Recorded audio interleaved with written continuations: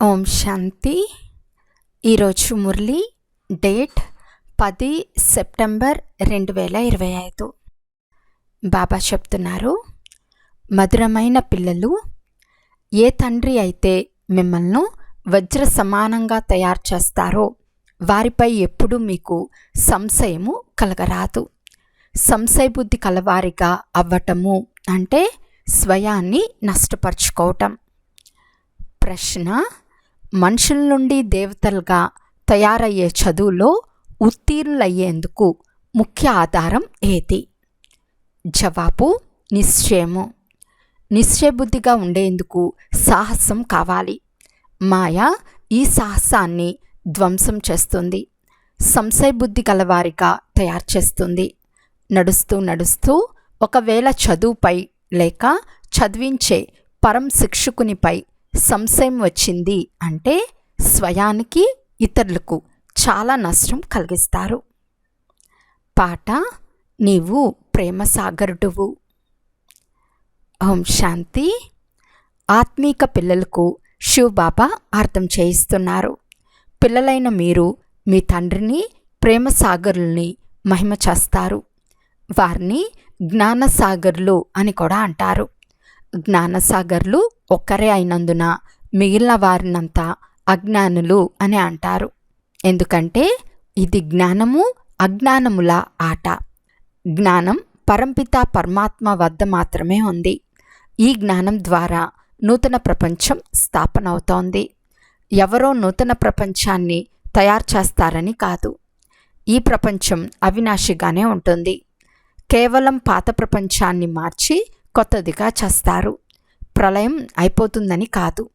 పూర్తి ప్రపంచమంతా ఎప్పటికీ వినాశనం అవ్వదు. పాతదిగా ఉండేది పరివర్తనై కొత్తదిగా పరివర్తన అవుతుంది. తండ్రి అర్థం చేయించారు, ఇది పాత ఇల్లు, ఇందులో మీరు కూర్చుని ఉన్నారు. కొత్త ఇంటికి వెళ్తామని మీకు తెలుసు. పాత ఢిల్లీ ఉంది. ఇప్పుడు పాత ఢిల్లీ సమాప్తమై దానికి బదులు నూతన ఢిల్లీగా అవుతుంది. ఇప్పుడు కొత్తదిగా ఎలా అవుతుంది? మొదట అందులో నివాస యోగ్యులైన వారు కావాలి. నూతన ప్రపంచంలో సర్వగుణ సంపన్నులు ఉంటారు. పిల్లలైన మీకు ఈ ముఖ్య లక్ష్యం కూడా ఉంది. పాఠశాలలో ముఖ్య లక్ష్యం ఉంటుంది కదా. చదివేవారికి నేను డాక్టర్ అవుతాను, న్యాయవాదిని అవుతాను అని తెలుస్తుంది. ఇక్కడ మనం మనుషుల నుండి దేవతలుగా అయ్యేందుకు వచ్చామని మీకు తెలుసు. పాఠశాలలో ముఖ్య లక్ష్యం లేకుండా ఎవరూ కూర్చోలేరు. కానీ ఇది ఎటువంటి అద్భుతమైన పాఠశాల అంటే ఆ ముఖ్య లక్ష్యంను తెలుసుకుని చదువుతూ చదువుతూ మధ్యలోనే వదిలేస్తారు. ఈ చదువు తప్పు అని, ఇది ముఖ్య లక్ష్యమే కాదు, ఇలా ఎప్పుడూ సాధ్యం కాదు అని భావిస్తారు. చదివించే వారిపై కూడా సంశయం వచ్చేస్తుంది. ఆ చదువును ధనం కొరతతో ధైర్యం లేకపోతే చదువును వదిలేస్తారు. న్యాయశాస్త్రమే తప్పని, చదివించేవారే తప్పని ఎప్పుడూ చెప్పరు. ఇక్కడి మానవుల బుద్ధి అద్భుతం. చదువులో సంశయం వస్తే ఈ చదివే తప్పని అంటారు. భగవంతుడు చదివించనే చదివించరు. చక్రవర్తి పదవి మొదలైనవి ఏవీ లభించవు. ఇవన్నీ అసత్యాలు, కోతలు అని అంటారు. ఇలా అనేక మంది పిల్లలు చదువుతూ చదువుతూ మధ్యలో వదిలేస్తారు. మమ్మల్ని భగవంతుడే చదివిస్తున్నారు అని, దాని ద్వారా మేము మనుషుల నుండి దేవతలుగా అవుతున్నామని మీరు అనేవారు కదా, మరి ఇప్పుడేమైంది అని అడుగుతారు. అప్పుడు వారు లేదు, అదంతా అసత్యం, ఈ ముఖ్య లక్ష్యం అర్థమవటం లేదు అని సంశయ బుద్ధి గలవారు చెప్తారు. కొందరు నిశ్చయంతో చదువుతూ ఉంటారు. సంశయం వస్తూనే చదువును వదిలేస్తారు. నిశ్చయం ఎలా కలిగింది? తర్వాత సంశయ బుద్ధి గలవారిగా ఎవరు తయారు చేశారు? మీరు చదువుకుంటే చాలా శ్రేష్టమైన పదవిని పొందేవారు. చాలామంది చదువుతూ ఉంటారు. బ్యారిస్టరీ చదువుతూ చదువుతూ అర్థంలోనే అంటే మధ్యలోనే వదిలేస్తారు. కొంతమంది బాగా చదువుకుని న్యాయవాదులుగా అవుతారు. కొందరు చదువుకుని పాస్ అవుతారు. కొందరు ఫెయిల్ అయ్యి ఏదో ఒక తక్కువ పదవిని పొందుతారు. ఇది చాలా పెద్ద పరీక్ష. ఇందులో చాలా సాహసం కావాలి. ఒకటేమో నిశ్చయబుద్ధిగా ఉండే సాహసం కావాలి. మాయ ఎలాంటిది అంటే ఇప్పుడిప్పుడే నిశ్చయబుద్ధి గలవారిగా, ఇప్పుడిప్పుడే సంశయ బుద్ధి గలవారిగా తయారు చేస్తుంది. చదవటానికేమో చాలామంది వస్తారు, కానీ కొంతమంది బలహీన బుద్ధి కలవారు ఉంటారు. నెంబర్ వారుగా పాస్ అవుతారు కదా. వార్తాపత్రికల్లో కూడా లిస్ట్ వెలువడుతుంది. ఇక్కడ కూడా అలాగే చదువుకునేందుకు చాలామంది వస్తారు.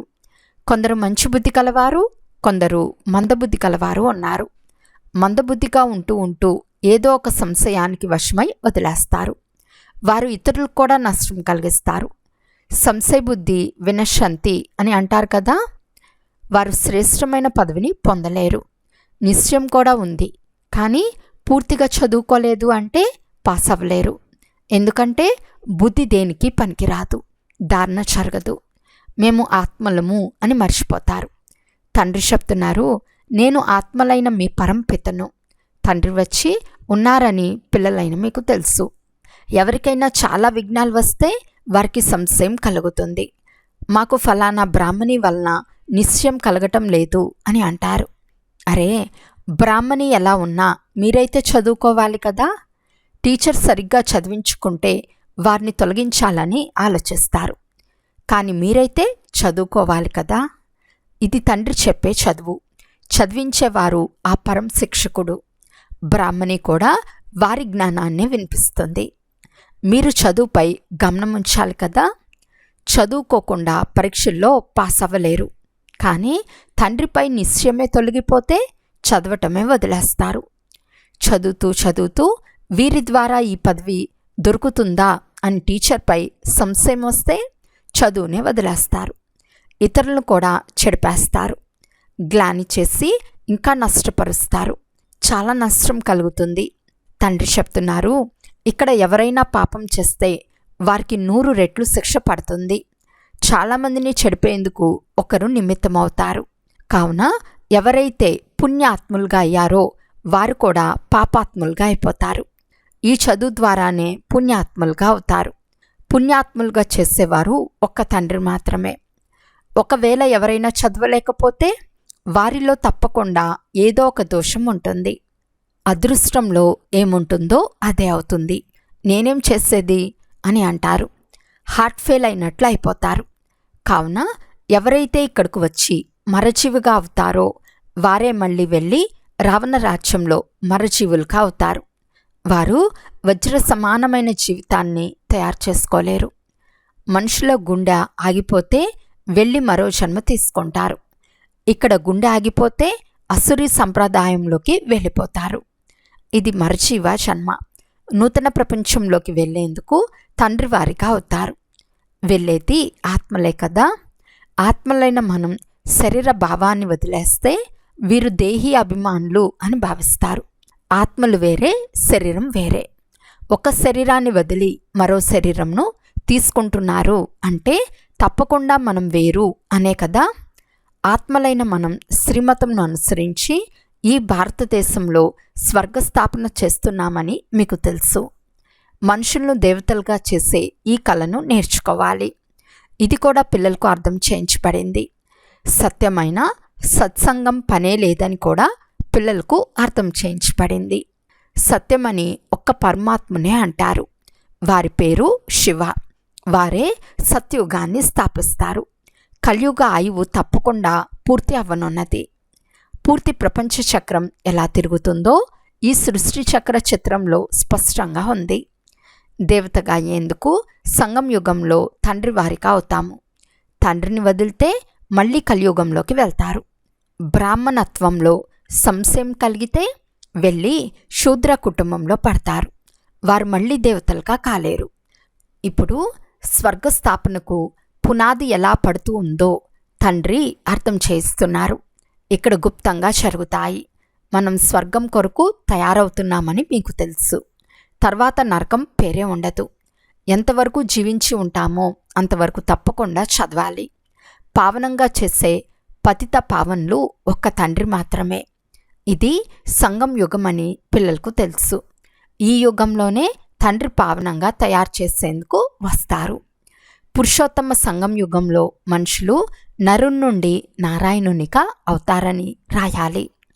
ఇది మీ ఈశ్వర్య జన్మసిద్ధ అధికారం అని కూడా రాయబడి ఉంది. తండ్రి మీకిప్పుడు దివ్య దృష్టిని ఇస్తారు. మీ 84 జన్మల చక్రం ఇప్పుడు పూర్తయిందని ఆత్మకు తెలుసు. ఆత్మలకు తండ్రి కూర్చుని అర్థం చేయిస్తున్నారు. ఆత్మ చదువుతుంది, కానీ దేహాభిమానం క్షణక్షణం వచ్చేస్తుంది.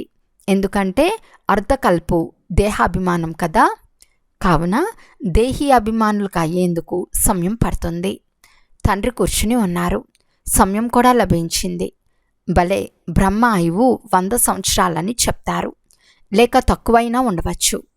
బ్రహ్మ వెళ్ళిపోయాడు అనుకోండి, స్థాపన జరగదు అనేదేమీ లేదు. సైన్యమైనా మీరు కూర్చుని ఉన్నారు కదా. తండ్రి మంత్రం ఇచ్చేశారు, పిల్లలు చదవాలి.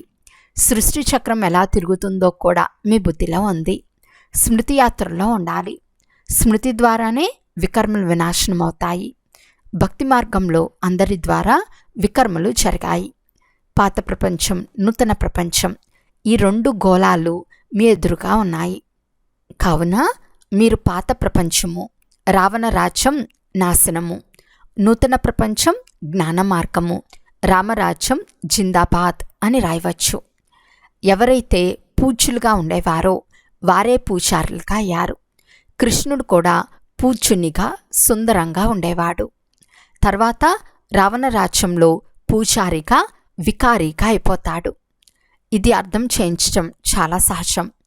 మొట్టమొదట పూజలు మొదలైనప్పుడు పెద్ద పెద్ద వజ్రాలతో లింగాన్ని తయారు చేస్తారు. చాలా విలువైనదిగా ఉంటుంది. ఎందుకంటే తండ్రి ఇంత ధనవంతులుగా తయారు చేశారు కదా. వారి స్వయం వజ్రం కనుక ఆత్మలను కూడా వజ్ర సమానంగా తయారు చేస్తారు. కావున వారిని వజ్రంగా చేసి ఉంచుకోవాలి కదా. వజ్రాన్ని ఎల్లప్పుడూ మధ్యలోనే ఉంచుతారు. పుష్యరాగం మొదలైన వాటి జతలో పెడితే వాటికి విలువ ఉండదు. అందుకే వజ్రాన్ని మధ్యలో ఉంచుతారు. దీని ద్వారా 8 రత్నాలు విజయమాలలోని మనులుగా అవుతారు. అన్నిటికంటే ఎక్కువ విలువ వజ్రాందే. మిగిలినవన్నీ నెంబర్ వార్గా తయారవుతాయి. చేసేవారు శివబాబాయే. ఈ విషయాలన్నీ తండ్రి తప్ప మరెవ్వరూ అర్థం చేయించలేరు. చదువుతూ చదువుతూ బాబా బాబా అని అంటూ ఆశ్చర్యపడినట్లు వెళ్ళిపోతారు. శివబాబాను బాబా అని అంటున్నారు అంటే వారిని ఎల్లప్పుడూ వదలరాదు. తర్వాత వారి అదృష్టమని చెప్పబడుతుంది. అదృష్టంలో లేకుంటే తర్వాత వారు ఎటువంటి కర్మలు చేస్తారు అంటే దానివలన 100 రెట్ల శిక్షలు పడతాయి. పుణ్యాత్మగా అయ్యేందుకు పురుషార్థం చేసి మళ్ళీ పాపం చేస్తే 100 రెట్లు పాపమైపోతుంది. మళ్ళీ వారు మరగుజ్జులుగానే ఉండిపోతారు. వృద్ధిని పొందలేరు. 100 రెట్ల శిక్ష పడుట వలన స్థితిలో వేగం ఉండదు. స్థితి ఉన్నతంగా అవ్వదు. మిమ్మల్ని వజ్ర సమానంగా తయారు చేసే తండ్రిపై సంశయం ఎందుకు రావాలి? ఏ కారణంగానైనా తండ్రిని వదిలేస్తే వారిని మూర్ఖులు అని అంటారు. మీరు ఎక్కడున్నా తండ్రిని స్మృతి చేస్తే శిక్షల నుండి ముక్తులవుతారు. ఇక్కడకు మీరు పతితుల నుండి పావనంగా అయ్యేందుకే వస్తున్నారు. గతంలో కూడా ఏవో అటువంటి కర్మలు చేసి ఉంటే శరీర కర్మభోగం కూడా చాలా నడుస్తుంది. ఇప్పుడు మీరు అర్ధకల్పం వరకు దీని నుండి రక్షింపబడతారు. స్వయాన్ని మేము ఎంతవరకు మా ఉన్నతిని చేసుకుంటున్నాము, ఇతరుల సేవ చేస్తున్నాము అని పరిశీలించుకోండి. లక్ష్మీనారాయణల చిత్రంలో కూడా పైన రాసి ఉంచవచ్చు. ఈ విశ్వంలో శాంతి రాజ్యం ఇప్పుడు స్థాపన అవుతూ ఉంది. ఇదే ఇక్కడి ముఖ్య లక్ష్యం. అక్కడ 100% పవిత్రత, సుఖశాంతులు ఉంటాయి. వీరి రాజ్యంలో ఇతర ఏ ధర్మమూ ఉండదు. కనుక ఇప్పుడున్న ధర్మాలన్నీ తప్పకుండా వినాశనం అవుతాయి కదా. అర్థం చేయించేందుకు చాలా మంచి బుద్ధి కావాలి. లేకుంటే మీ స్థితి అనుసారంగానే అర్థం చేయిస్తారు.